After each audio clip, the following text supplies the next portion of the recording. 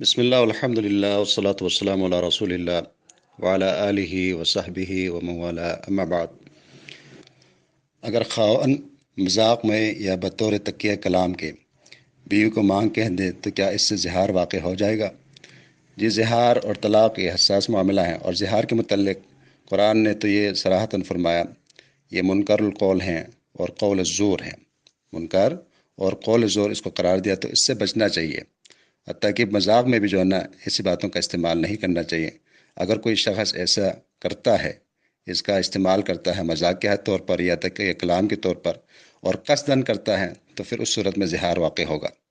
اگر قصداً نہیں، بات ویسے لاشعوری میں زبان سے نکل گئی ہیں، اس کی نیت نہیں، تو انشاءاللہ اس میں کوئی حرج نہیں۔ لیکن اگر قصداً وہ کہتا ہے تو اس صورت میں زہار ہوگا، اور اس سے بچنا چاہیے۔ اللہ سبحانہ و تعالیٰ ہمیں ایسی باتوں سے بچائے۔ اللہ تعالیٰ